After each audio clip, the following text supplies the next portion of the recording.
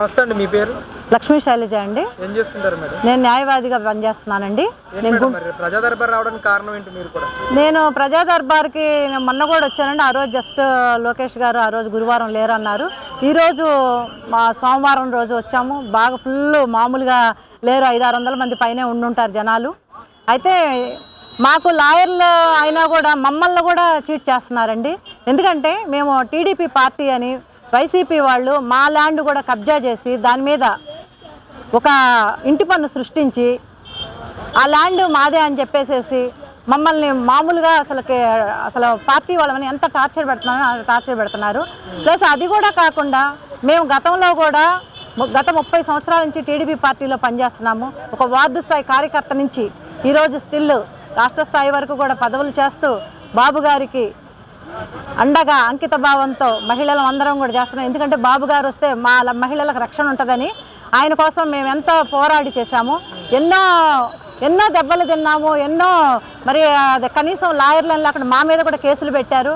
మేము భువనేశ్వరమ్మ గారిని రాజమండ్రిలో కలవటానికి అని చెప్పేసి బాబు గారు జైల్లో ఉన్నప్పుడు వెళితే మమ్మల్ని మా చేతిలో ఫోన్లు లాక్కొని ఫోన్లు పగలగొట్టిన ఇది ఉంది. అయినా కూడా లాయర్లేం కాబట్టి మేము ఎదిరించి పోరాడిన వైనం కూడా ఉంది. అలాగే మా బాబు విదేశీ విద్య కింద పెట్టుకుంటే మేము బీసీలమని మేము పెట్టుకుంటే మేము టీడీపీ అని చెప్పేసి కనీసం విదేశీ విద్య కూడా రానివ్వకుండా సెలెక్ట్ అయిన బాబుది కూడా డబ్బులు రానివ్వకుండా అవి కూడా ఆపేసేసారు. మరి మాకు పార్టీ వల్ల మేము పార్టీలో ఉన్నందుకు మా ల్యాండ్లు లాక్కొని మా పిల్లలు చదువులు చేసుకొని మేము చదువుకున్న మాకు ఒక ఇది లేకుండా చేస్తున్నారు. మరి ఆ విషయాలన్నీ కూడా లోకేష్ బాబుతో వివరిద్దామని చెప్పేసి రావటం జరిగింది.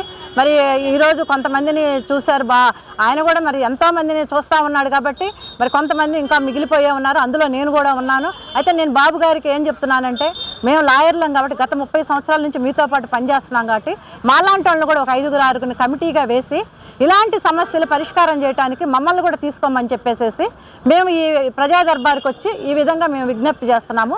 దాన్ని తీసుకొని బాబు గారు నాకు అవకాశం ఇస్తారని, లోకేష్ బాబు గారు కూడా మాకు అవకాశం ఇస్తారని చెప్పేసి మేము కోరుకుంటున్నాం. అంటే ఎలాంటి స్పందన వస్తూ ఉంది మేడం బయట ఈ ప్రజా దర్బార్? ఒకవైపు పెద్ద అయినా ఒకవైపు ఈయన కూడా చేస్తూ ఉన్నారు కదా, ఏంటి అసలు ఎలా అనిపిస్తుంది? ప్రజా దర్బార్ వల్ల మంచి స్పందనే వస్తుందండి. ఎక్కడెక్కడి నుంచి బాగా జనాలందరూ అన్ని ఊర్ల నుంచి ఈ రాష్ట్రంలో ఉన్న ప్రతి జిల్లా నుంచి వస్తున్నారు. అయితే బాబు గారు ఒక పని చేస్తే బాగుంటుందేమో నా సలహా. ఎట్లా అంటే గుంటూరుకి ఒకరోజు, విజయవాడకు ఒకరోజు, మరి శ్రీకాకుళం వాళ్ళకు ఒకరోజు, విజయనగరం వాళ్ళకు ఒకరోజు, అలా పెడితే ఎవరు సఫర్ అవ్వకుండా అందరూ ఏ ఊరు వాళ్ళు ఆ ఊరు వాళ్ళు వచ్చేసేసి వాళ్ళ సమస్యలు పరిష్కారం చేసుకొని వెళ్తారని చెప్పేసి నా ఒపీనియన్గా నేను చెప్తున్నానండి. అంటే మేడం, చంద్రబాబు నాయుడు అధికారం చేపట్ట 2 నెలలు కావస్తూ ఉంది. మరి 2 నెలల్లో శాంతి భద్రతలు పూర్తిగా క్షీణించని చెప్పి జగన్మోహన్ రెడ్డి గారు మాట్లాడుతూ ఉన్నారు. లేదండి, జగన్మోహన్ రెడ్డి గారు ఉన్నప్పుడే శాంతి భద్రతలు క్షీణించాయి. మహిళలకు రక్షణ లేదు.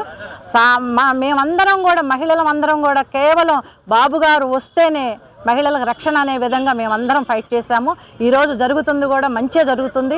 ఇంకా ముందు ఇంకా మంచిగా జరుగుతుంది. బాబు గారు ఆయన శర్మిషానే ఈరోజు ఇలా గాలి మొత్తం దూసుకొని వచ్చి తెలుగుదేశం బ్రహ్మాండమైన ఒక గెలుపుకు సాధ్యమైంది. ఆయన లేకుండా అసలు లేనే లేదు. ఎందుకంటే ఆయన ఈరోజు మనం చెప్పుకుంటే తెలంగాణని ఎంత అభివృద్ధి చేస్తారో తెలుసు. మళ్ళీ ఈరోజు చూస్తున్నాము. పోయినసారి అంతకుముందు కూడా మనకి ముందస్తు ఎలక్షన్ పెట్టినప్పుడు కూడా అంతకుముందు కూడా గతంలో కూడా ఎలా చేశారో మనకు అందరికీ తెలుసు. కాకపోతే ఆయన ఒక్కసారి అని చెప్పేసి జనంలోకి వచ్చి మొత్తం కొలాప్స్ చేసి వెళ్ళిపోయాడు.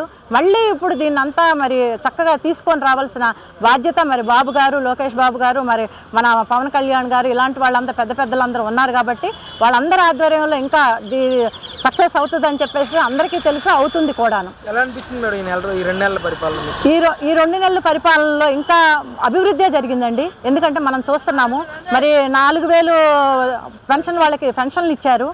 మరి వికలాంగులకి 6000 ఇస్తున్నారు.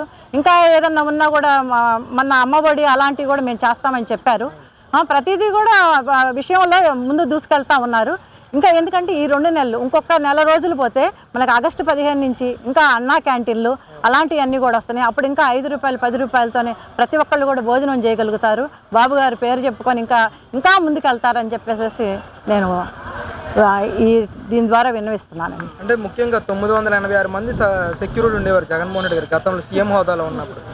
ఇప్పుడు ప్రతిపక్ష నేత అయిన తర్వాత కూడా నాకు అదే హోదా కావాలి, అంతమంది సెక్యూరిటీ కావాలని చెప్పేసి హైకోర్టు కూడా వెళ్ళారు. సో దీనిపై ఒక న్యాయవాదిగా మీరు ఏ విధంగా రియాక్ట్ అవుతారు? అసలు ఆయనకి ఎందుకండి, ఆయన ఏమన్నా సీఎమ్మా? ఆయన ఓన్లీ ఎమ్మెల్యే. ఎమ్మెల్యేకి అంత ఎందుకు? అసలు ఎప్పుడైనా జనంలో తిరగగలిగినోడే మామూలు అనుకుంటారు, మనిషి అనుకుంటారు. అంతేగాని నీకు ఆ సెక్యూరిటీతో తిరిగితే నీకేముంటుంది? ఇంకా అసలు నీకు అవసరం లేదు. నన్ను అడిగితే అతనికి ఇవ్వాల్సిన అవసరమే లేదు. అంత భయపడేవాడు ఇంట్లో కూర్చో. నువ్వు నీకు దమ్ముంటే ప్రజల్లో తిరుగు, ప్రజా సమస్యలను తీసుకొని చెప్పు. అంతేగాని నాకు ఎంత సెక్యూరిటీ కావాలి, నాకు ఎంత ఉంటేనే ఉంటాను అనేది కరెక్ట్ కాదు. నువ్వు గెలిచింది 10 మందితో గెలిచావు, ఉన్న కొంతమంది కూడా వెళ్ళిపోతారు రేపొద్దున. ఇంక నీకు అనవసరం కదా ఇది. ఏదైనా సరే నీకే మా సమస్యలు, ప్రజా సమస్యలు ఎన్నో ఉన్నాయి. ఆ సమస్యల మీద నువ్వు కూడా లెగువు. ఎలాంటివి ఉంటే విన్నవించు. దాని మీద ఇంకా ఒక క్లారిటీ తీసుకురా. ఉంటే సమస్యలు తీరిస్తే నెక్స్ట్ ఎప్పుడైనా కానీ కనీసం ఇదన్నా చేశారనుకుంటారు. అది కూడా లేకుండా నాకు అవి కావాలి ఈ కావాలని కూర్చుంటే కుదరదే ప్రసక్తే లేదు. ఎందుకంటే బాబు గారు ఎలా చేస్తారనేది జనం అందరికీ తెలుసు. చంద్రబాబు గారు ఒక ఆలోచన విధానము, ఆయన చేసే విధానము అది ఎవ్వరికి రాదు కూడా. అలాంటి వ్యక్తిని అందరూ కావాలని చెప్పేసేసి ఇప్పుడు జాగ్రత్తగా ఎన్నుకొని ప్రజలంతా మంచి పని చేశారు. ఆయన ఇంకా ముందుకి ఇంకా అభివృద్ధి దిశగానే తీసుకెళ్తారు. అది అందరికీ, ప్రజలందరికీ తెలుసు. ముఖ్యంగా మహిళలకి మాకు ఇంకా అభిమానం ఎక్కువ ఉంది. మా అందరికీ కూడా ఆయన వల్ల మాకు రక్షణ ఉండేదని చెప్పి కనీసం ఈరోజు మేము న్యాయవాదులైనా సరే, మహిళలైనా సరే, ఎవరైనా సరే ఆయన యొక్క ఇదే మాకు ప్రజలందరికీ కూడా ఉంది. కాబట్టి చంద్రబాబు గారు ఆలోచన విధానం వేరు. ఆయన ఏది చేయాలన్నా కూడా చక్కగా సక్సెస్ చేయగలుగుతారు.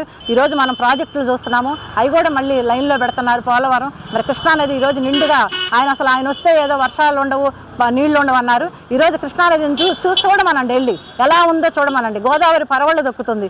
అవన్నీ చూస్తేనే అర్థమవుతుంది ఆయన ఎంత ముందుకెళ్తున్నారు, ఆయన ఇంకా ఎంత సక్సెస్ చేస్తారనేది ఇంకా వాళ్ళకి తెలుస్తూ ఉంటుంది. అంతేగాని అసలు ఆయన అనే ఇది ఎవ్వరికీ లేదు.